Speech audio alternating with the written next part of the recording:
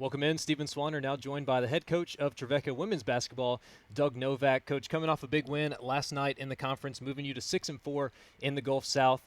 Coach, what did you like about that team last night that you really want to carry over against Union on Saturday? I thought we showed some toughness. It's a different pace of game. Some parts of that game was ugly, and I like. Obviously, everybody loves beautiful basketball and the ball moving and doing some things. But there's sometimes during the course of the year, you just got to make some tough plays. You got to go through stretches of missing shots and then go get an offensive rebound, put back. So I was really proud of how we competed. Yeah, and, moving into this game against Union on Saturday, it's a big one, particularly in the conference. They took a loss against Lee yesterday.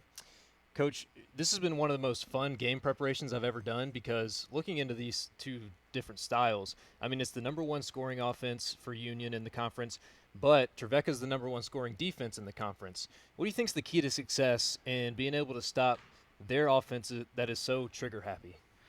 Yeah, part of their offense is their defense. I mean, their defense generates a lot of possessions, a lot of shots. So our ability to take care of the basketball, make sound decisions around the rim, make sure that we get enough reversals so that they have to guard some half-court offense as well is going to be crucial. In slowing down their offense. Yeah, I had to double and triple take this stat when I looked it up, but overall this season, their defense has forced 492 turnovers, which is almost 200 more than the next closest. What do you want to see from your offense to try to combat that sort of pressure that they apply? Yeah, so I think it probably averages out to about 27 a game. Right. And so no matter what styles are being played, it's always a possession game. And I remember years ago we played against a team, and it was my first head coaching job. I was like 23 or 24, and I'm looking at the stat sheet, but I don't really know how to read a stat sheet yet. In terms of we shot probably 60% from the field, which anything over 50, you're doing a pretty good job. And so you're going through all these stats. As I can't believe we lost this game, and the one that I really missed was the possession game. While we shot 60%, they got X amount of shots, more shots than we did. So like 25 more shots, 25 more possessions. So if you were to play a game and you know what, you guys go ahead and you get the ball 25 straight times, and then we'll go and we'll play the game after that. So it becomes a possession game. And so ways to do that is like don't turn the ball over so you can get more possessions. Get some offensive rebounds so you can get some more possessions. And usually whoever has the most possessions and takes decent shots often win the game. Well, on that note, in the offensive rebound category, it's a spot that you really shined last night against Christian Brothers. Do you expect that sort of success again, and how is that going to be achieved on the court? Yeah, I mean it would be. I mean we needed to because we were missing a lot of shots. So there's going and grabbing some offensive rebounds and playing, and really having a plan after the offensive rebound. It's not just the offensive rebound. What do you do with it? Are you facing the basket so you can lay it back in? Are you facing away it towards half court so you got to get that ball? It's down and we want to get it up and we want to get it over to make that defense move. So it's kind of a broken play, but for us, it's not a broken play. So yeah, that's a way to counteract it, take care of the ball. But yeah, I think whoever wins the possession game, or if we keep that one close, was probably going to win the game.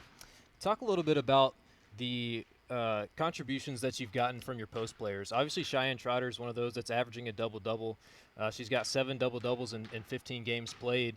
But then you add, Ava Jones and Janae Bolin, and every time they go in, they also provide that sort of efficiency. Ava Jones led the team in rebounds last night.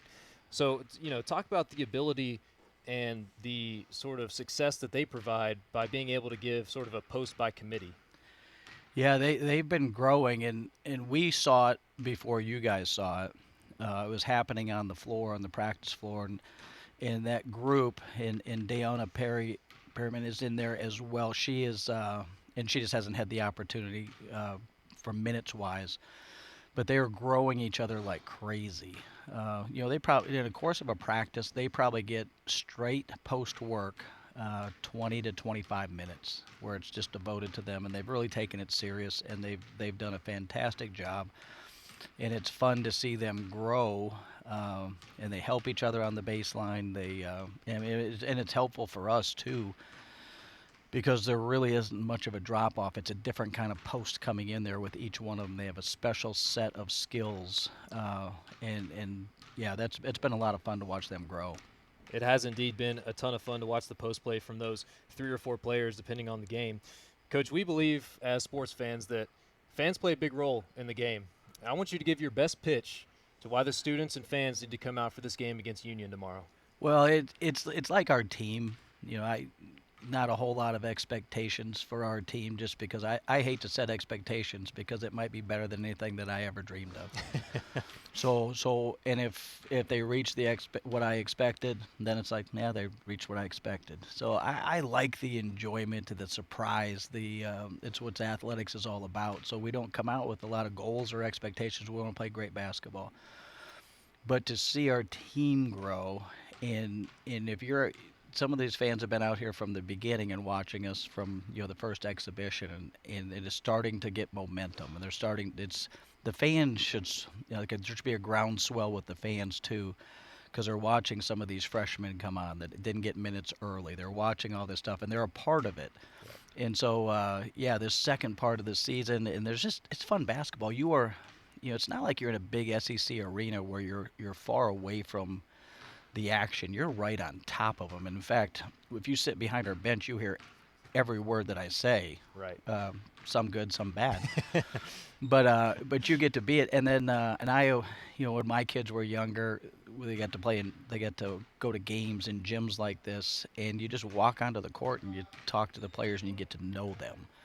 So the special thing about small college basketball is that you get to be a part of it as a fan if you choose to. And the guys are fantastic. They're good guys. Our women are fantastic. You'd want your children around them. Like, you'd want to spend time with them outside of basketball. So why not? Why not jump on board to go watch some great basketball? And it does really help us too, because having a home court advantage when things are going great, it's awesome.